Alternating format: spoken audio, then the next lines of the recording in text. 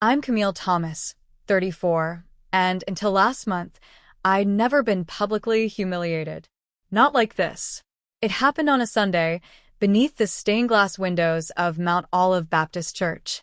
The same place where I'd been baptized, where I'd taught Sunday school for 6 years, where I'd watched my parents renew their vows on their 40th anniversary.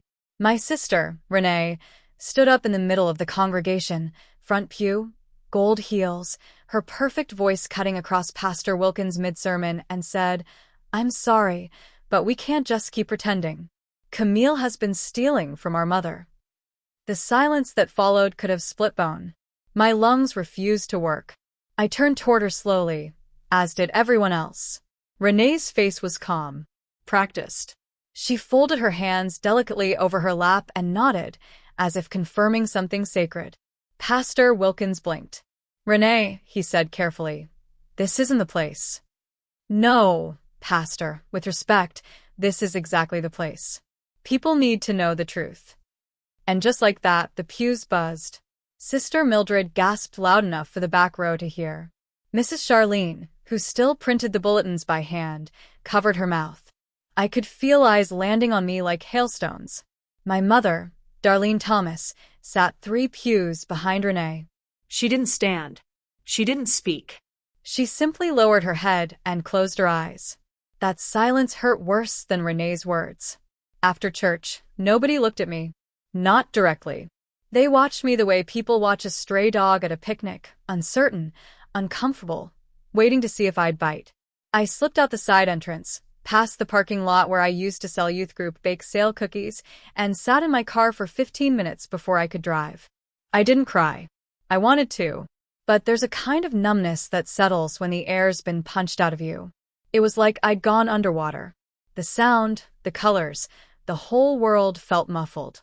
By the time I got home to my little duplex on Leona Street, I found 2 things waiting. A Tupperware of baked ziti from my neighbor Lucille, left with a sticky note. "You okay, honey?" An email from the estate attorney, Gregory Parks. Subject line, "Will reading. Darlene Thomas." I sat down hard. My hands shook as I clicked it open. My mother had died 4 days ago. Renee had made the announcement in the church bulletin. No call.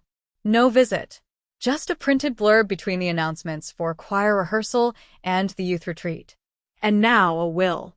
My mother had been sick for almost a year. Dementia, the slow kind, the kind that steals in pieces. I'd been there for the appointments. I took her to 3 neurologists. I paid out of pocket for the second MRI when insurance stalled. Renee lived 10 minutes away and visited 3 times in 8 months. But she was the one who got power of attorney. She always knew how to say the right things at the right time to the right people. And my mother, sweet, stubborn Darlene, couldn't tell a performance from a promise near the end. I reread the email. The will reading was scheduled for Friday, 2 p.m., at Parks and Linwood LLP, downtown. For days. I spent the week floating through molasses. I showed up for my library shifts. I alphabetized books.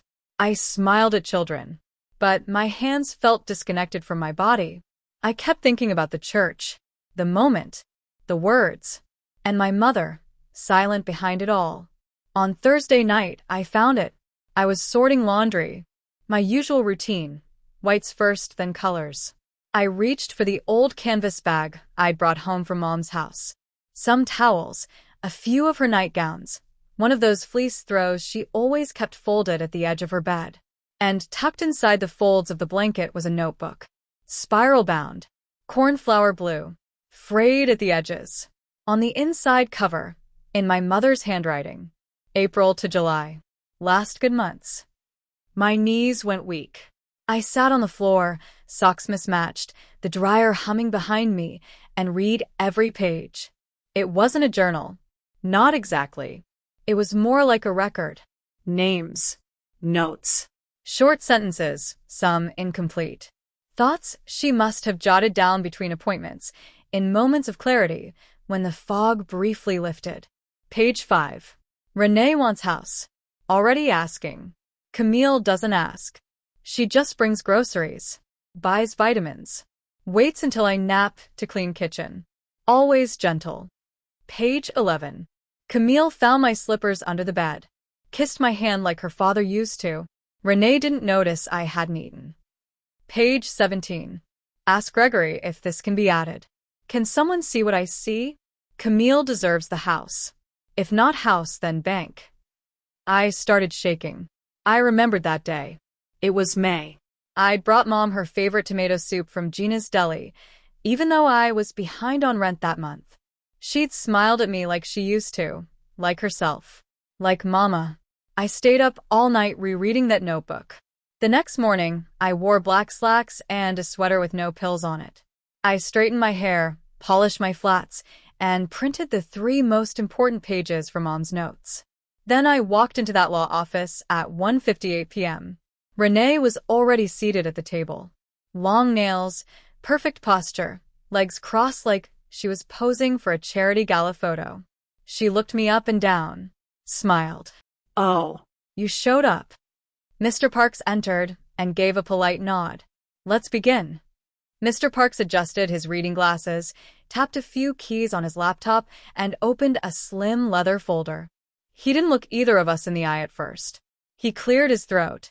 Per the last will and testament of Darlene Marie Thomas, executed and notarized on April 22nd, the following designations were made. Renee leaned forward like she was waiting for applause. My palms were damp. Mr. Parks continued, voice steady. The primary residence located at 198 Clover Lane, as well as all interior furnishings and heirlooms, are bequeathed to Renee Thomas. I didn't move. And the checking and savings accounts totaling $42,700 are also designated to Renee Thomas. She exhaled sharply through her nose. Triumphant. Quietly smug. Then he added, with the exception of the item listed in Clause 14b. Renee blinked. What? Mr. Parks flipped the page. Clause 14b refers to a specific safety deposit box at Hillman Bank, opened in 2009, updated in April of this year. He looked up for the first time. That box and its contents are assigned solely to Camille Thomas. I didn't understand. Renee scoffed. A box? What box? I was power of attorney. I never heard about a deposit box. You wouldn't have, he said evenly. It predates the POA. It was added to the will with a witnessed amendment 2 weeks before your mother's condition began to decline. He handed me a key in a plastic envelope. Hillman Bank, Downtown Branch. Box 107. The will requests it be opened privately. I took the key with trembling fingers. Meeting adjourned, Mr. Parks said. Renee stood. This isn't over, she hissed. Not with anger. Not even pity. Just a kind of tired knowing. She stormed out. Mr. Parks handed me a photocopy of the amendment. Camille, he said gently, your mother left that box untouched for nearly 14 years. She told me she added to it in April. She didn't say what. But she called it. He checked the note. The part no one else gets to rewrite. Her words. I didn't open the box that day. I drove home, changed into sweatpants, and sat on my porch until the sun went down. The key sat in my pocket. I couldn't stop touching it. Not turning it over, not shaking it. Just pressing my hand against it. That night, I dreamed of Mom. She was wearing her favorite yellow dress. The one from the Easter picture in 2007. She was humming. In the dream, she held a book close to her chest and whispered, "Let them talk. You have the last page." I woke up crying. The next morning, I drove to Hillman Bank. Cold, gray drizzle on the windshield. I parked, walked through the brass doors, and asked for box 107. The teller was a woman in her 60s. Silver hair, kind eyes, soft perfume like lilac and lemon. When I handed her the key, she paused. Oh. Miss Thomas, she said, as if remembering something. Your mother was a good woman. Always smiled when she came in. Always wore the same brooch. Said it reminded her of someone who was worth the trouble. She took me into a private room. Opened the vault. Pulled box 107 and set it on the counter. Take your time, she said. I'll be just outside. The box was heavier than I expected. Inside, a letter in my mother's handwriting. A small cloth pouch. A second envelope marked, "For Gregory only. Deliver after Camille opens." I open the letter. Camille. If you're reading this, then Renee's had her moment. And I need you to have yours.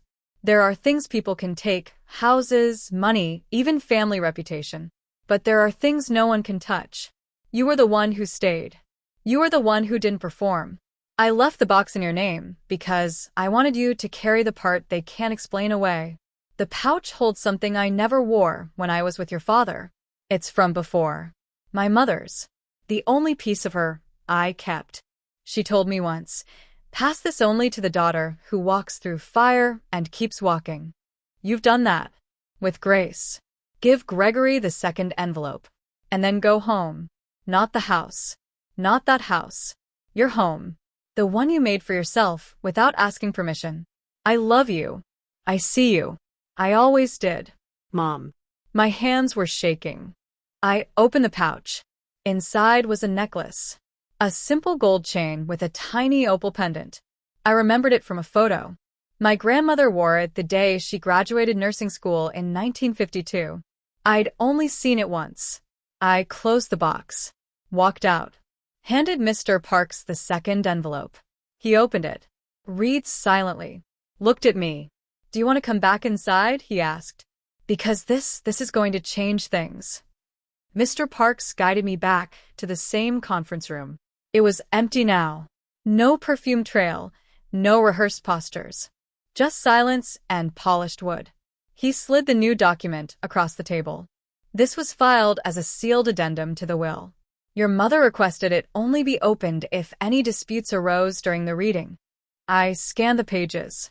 At the top, Statement of Intent, Darlene Marie Thomas. Filed April 24th at 9:07 a.m., notarized. My mother had left a handwritten letter. Not just any letter. A legal declaration. She detailed the following. That Renee had used her access to Darlene's accounts to transfer over $8,000 in unauthorized caregiving expenses. That multiple receipts, jewelry, salon visits, dinners at places my mother couldn't eat with her dietary restrictions, had been flagged by her credit union. That Camille, her younger daughter, had never once asked for compensation. Had, in fact, left grocery receipts crumpled in glove compartments and refused repayment. She wrote, in careful script, "If my daughters contest what I have left behind, then the deposit box will show where I place my faith. Renee will say she did what was best. But Camille was what was best." Below that, 3 pages of notarized bank statements. A timeline of withdrawals. A copy of a formal complaint my mother had filed with the credit union in early May. Quietly. Without confrontation. Just facts. At the bottom, her signature. Mr. Parks watched me read. She wanted you to have this if things got ugly. Not to punish. Just to defend the record. I swallowed hard. What am I supposed to do with it? That depends. She filed it with the estate in confidence. But if a legal challenge comes... It will, I said quietly. You saw how she looked at me. He nodded. Then this will matter. He handed me a sealed envelope. Certified copy. Keep it somewhere safe. She wanted the original in your hands. I left the office feeling like the air had changed. The Portland rain had stopped. The sky cracked open in soft silver light. That evening, I sat on my couch with Lucille's ZD in my lap and the necklace in my palm.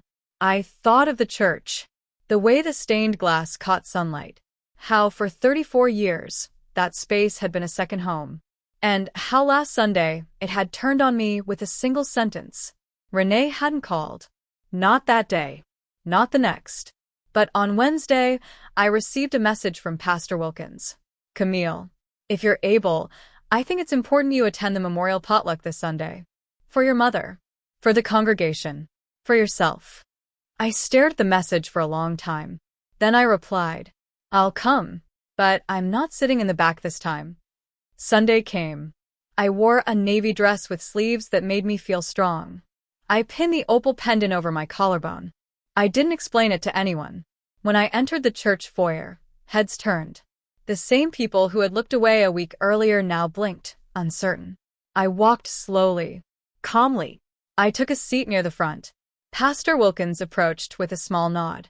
Behind him, Renee emerged from the side hallway, flanked by 2 choir members.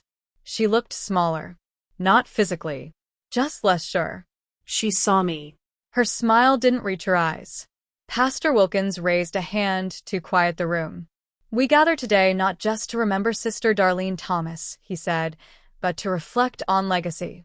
The legacy we live, and the truth we leave behind." He looked directly at me for a half-second, then continued. The service was short. At the potluck, people offered hugs. Not apologies, no one said sorry, but they touched my hand, asked about my week, mentioned old memories of my mother. Their tone had shifted. Not pity, not shame. Something more cautious. Like they weren't sure which version of the story still stood. Halfway through dessert, Renee approached. Paper plate. Slice of lemon cake. That same smile. "Camille," she said lightly. "You made it." "I did." A pause. "You look nice." "So do you." She sat across from me, adjusting the sleeve of her cream blazer. "I don't know what was in that box," she said carefully, "but Gregory called me yesterday." Of course he had. "And he said Mom documented things." She sipped her punch. "That he won't be reopening anything unless I file formally. Which I won't. I'm not the villain." I tilted my head. Renee set the punch cup down. "You think you're better than me, but you don't know what it's like being the one everyone expects to succeed." "You're right," I said. "I only know what it's like to be the one no one expects anything from, and still show up." She stared at me. I held her gaze. And for the first time in a decade, I watched Renee Thomas blink first. A week after the potluck, I got the call from Mr. Parks. "Camille," he said, "we've completed the transfer of the contents from your mother's deposit box into a dedicated estate account." There were also 2 CDs in her name, both matured. I blinked. "How much?" "Altogether?" "Just under $73,000. I sat down on my porch steps. "She never said anything about that. She wanted you to have something that wasn't tangled in legal threads. Something just for you." I looked out at the street. The tulips Lucille planted last spring had started blooming again, stubborn little things in a cracked flower bed. Bright yellow. "She told you that?" Mr. Parks chuckled. "She didn't have to. I've handled enough wills to know the difference between fairness and legacy." The money wasn't the point. The silence was. The kind of silence that follows years of not being believed. The stillness that settles when the last page has been turned and no one's reaching for red ink. I used part of the money to pay off my credit card balance and the rest to replace the warped kitchen table I'd been living with for 6 years. I bought one solid oak, secondhand but well-crafted, from a retired woodworker who said he made it for his daughter, but she'd moved to Boston and couldn't take it. It didn't wobble. It didn't creak. It just held what I placed on it. Kind of like Mom. 3 Sundays later, I returned to Mount Olive. Same pew. Same stained glass windows. Renee wasn't there. I didn't ask where she'd gone. I didn't need to. After the service, Pastor Wilkins approached again. His voice was gentle. "I think your mother would have been proud," he said. I smiled. "She was." She wrote it down. He laughed softly. "That she did." Lucille stopped by that afternoon with pound cake and gossip. She sat at my new table, looked around, and said, "This place feels warmer these days." "I think it finally caught its breath," I said. That night, I took the opal pendant off and placed it in a small jewelry box lined with velvet. Not because I was done with it, but because I didn't need to wear it every day anymore. I knew it was mine. I knew what it meant. 2 days later, I found an envelope on my doorstep. No name. No address. Just one line. "I didn't know she saw you like that." I get it now. No signature. But I recognized the handwriting. And that was enough. That spring, I started writing again. Nothing fancy. Just a journal. Pages full of little truths. The kind people forget to say out loud. Things like, some wounds get quieter, not smaller. Legacy isn't about what you leave. It's about who remembers how you loved. The church might forget. The town might forget. But paper doesn't. And neither does the daughter, who stayed. My mother's notebook sits on the shelf beside mine now. Cornflower blue. Edges fraying. I haven't reread it in weeks.